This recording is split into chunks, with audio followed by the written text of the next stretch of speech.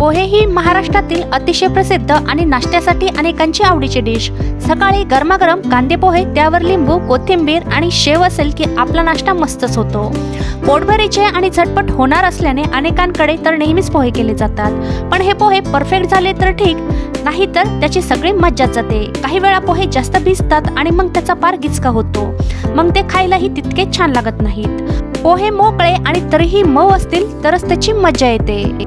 काही वेळा पोहे कडक भिजले जातात आणि ते फोडणीला टाकले की आणखीनच कडक आणि वातड होतात, मग ते चावत तर नाहीतच पण घशाखालीही उतरत नाहीत। तर हे पोहे 4 ते 5 तास मऊ राहण्यासाठी पोहे भिजवताना या पोह्यांमध्ये 2 जिन्नस घालायचे आहेत, जेणेकरून तुमचे पोहे वातड होणार नाहीत। हे पोहे सहज 4 ते 5 तास मऊ राहतील।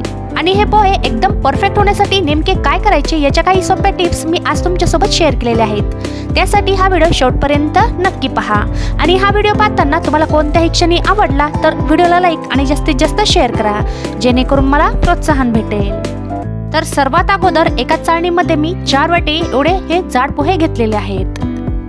4 वाटी म्हणजे 4 ते 5 जणांना एवढे पोहे पुरतील, एवढे मी आज पोहे करणार आहे। आता हे पोहे कधीही चाळून घ्यायचे आहेत, तर अगोदरच हे मी पोहे चाळून आणि स्वच्छ निवडून घेतलेले आहेत।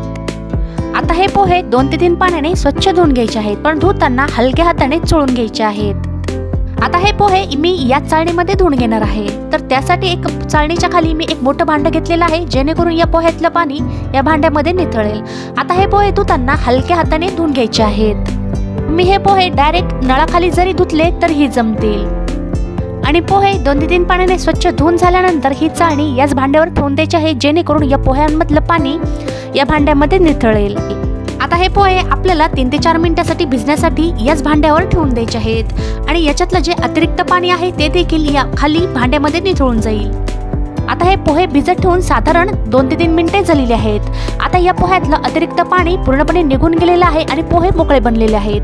पोह्याला जेवढं पाणी हवं आहे तेवढं शोषून घेतलेलं आहे। आता हे पोहे 4 ते 5 तास मऊसूत राहण्यासाठी यामध्ये आपल्याला पोहे भिजवताना अर्धा लिंबू पिळून टाकायचा आहे आणि नंतर यामध्ये 1 चमचा साखर टाकायची आहे।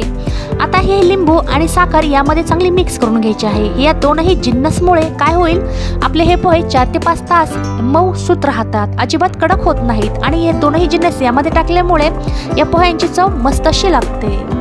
तुम्ही जेव्हा कधीही पोहे करता तर इथून पुढे तुम्ही पोहे भिजवताना हे 2 जिन्नस तुम्ही टाकून पहा, तुमचे पोहे अजिबात 4 ते 5 तासांपर्यंत कडक होणार नाहीत। आता हे व्यवस्थित भिजले गेले आहेत, तर चला आता लगेचच पोहे करून घेऊयात।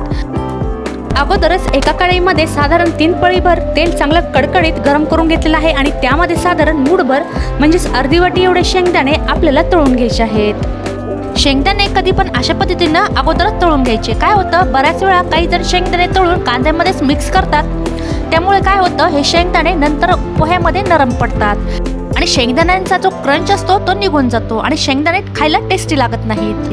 त्यामुळे काय करायचं, हे शेंगदाणे अगोदरच या तेलामध्ये चांगले क्रिस्पी होईपर्यंत छान असे तळून घ्यायचे आणि साईडला बाजूला काढून ठेवायचे। आता शेंगदाणे मस्त क्रिस्पी होईपर्यंत मी तळून घेतले आहेत आणि यांना एका प्लेटमध्ये काढून घेतलेलं आहे। आता छानपैकी अशी फोडणी देऊयात। तर आता यामध्ये 1 चमचा मोहरी आणि 1 चमचा जिरे टाकायचे आहेत। जिरे आणि मोहरी मस्तपैकी अशी तडकू द्यायची आहेत आणि नंतर यामध्ये 2 मध्यम आकाराचे कांदे बारीक असे कट करून टाकायचे आहेत। आता कांदे पोहे म्हटलं की कांद्याचा वापर थोडासा शिल्लकच येतो। आता या कांद्याचा जास्त रंग देखील बदलू द्यायचा नाही, हलकासा ट्रान्सपरंट होईपर्यंत मस्त असा हा कांदा परतून घ्यायचा।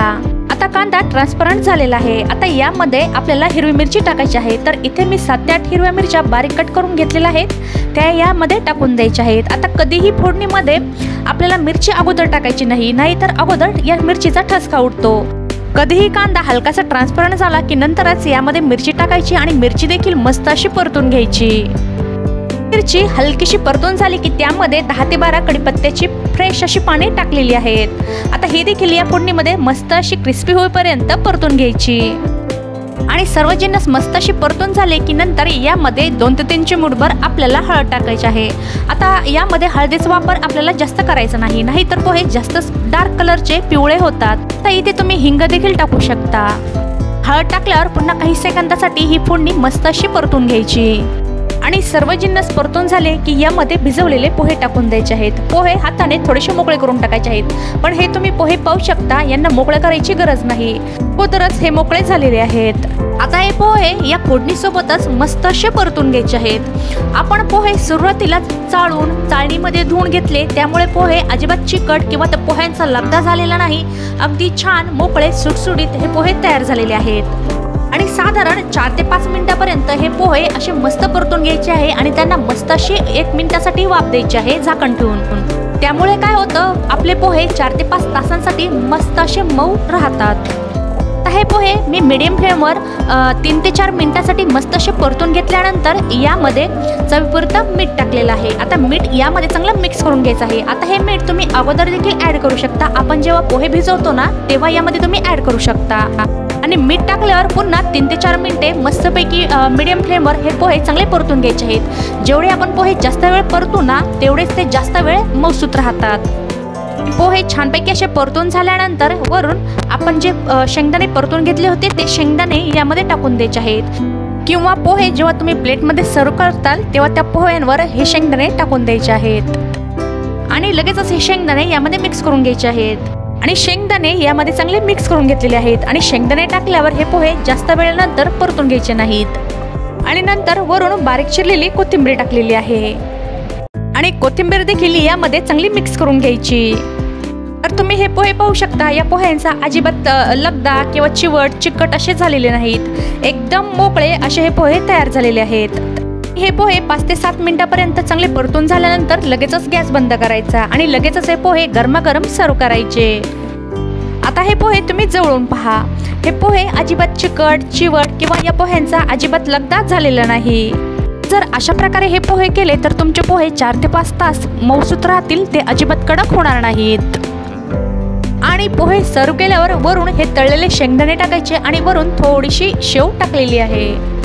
आणि हे पोहे करताना तुम्ही जर काही टिप्स फॉलो केले तर तुमचे पोहे एकदम मऊसूत 4 ते 5 तासांसाठी ते अजिबात कडक होणार नाहीत, एकदम मऊसूत हे पोहे बनतील।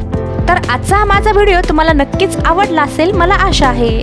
जर आजचा व्हिडिओ तुम्हाला आवडला असेल तर व्हिडिओला लाईक आणि जास्तीत जास्त शेअर करा आणि तुम्ही माझ्या चॅनलवर नवीन असाल तर सबस्क्राईब करायला विसरू नका। सोबतच बाजूला असलेलं बेल आयकॉन देखील प्रेस करा, जेणेकरून माझ्या येणाऱ्या नवीन रेसिपी व्हिडिओचं नोटिफिकेशन तुम्हाला भेटेल।